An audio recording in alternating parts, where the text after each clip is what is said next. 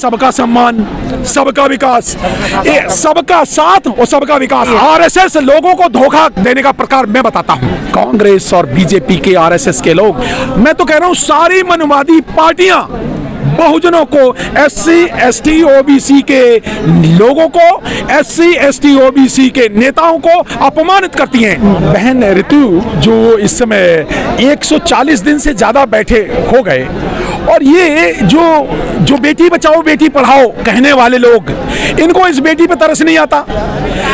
ये बेटियों पे अत्याचार करने वाली बीजेपी और आरएसएस के लोग जो बेटियों पे अत्याचार करते हैं और बेटियों से वोट भी मांगते हैं, जो नारे गढ़ते हैं बेटी बचाओ बेटी पढ़ाओ, और ये बेटियों को घसीटते हैं, ये बेटियों पे अत्याचार करते हैं। और एक बहुजन बेटी जो पढ़ी लिखी है, डॉक्टर ऋतु जो पीएचडी है, ये अत्याचार किस पे कर रहे हैं? इनके अत्याचार का लेवल बढ़ गया है। ये पहले गांव में अत्याचार छुप छुप के करते थे, अब ये अत्याचार पढ़ी लिखी एमए पीएचडी डॉक्टर ऋतु सिंह पे अत्याचार कर रहे हैं। और बहन ऋतु सिंह जो यहाँ 138 दिन से सड़क पे बैठी है, उस पे आरएसएस और बीजेपी अत्याचार कर रही है।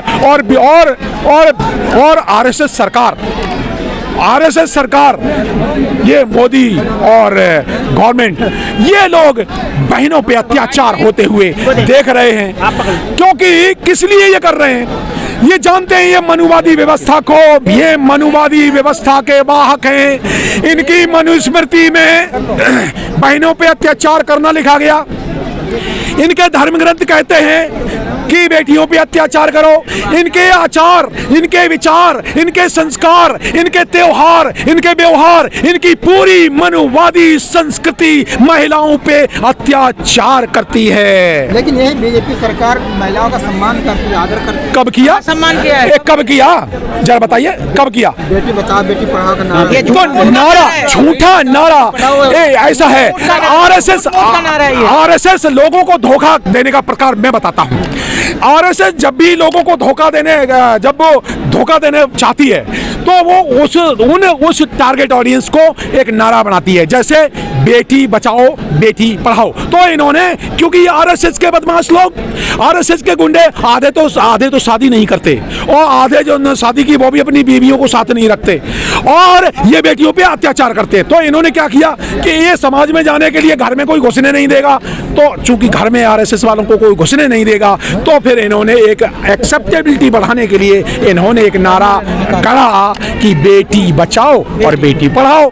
इसी तरह से इन्होंने बहुत सारे नारे गढ़े हैं। जो नारा ये आरएसएस ने गढ़ा, जैसे सबको क्या बोलते हैं, सबका सम्मान, सबका विकास, सबका साथ और सबका विकास। इन्होंने एक्चुअली 99% भारतीयों का, 135 करोड़ भारतीयों का पैसा हजम करने का प्लान बनाया और नारा बनाया सबका साथ सबका विकास। एक्चुअली अडानी और अंबानी का विकास और ज्यादा कुछ गुजरातियों का विकास, इसके अलावा सबका सत्यानाश, यही है।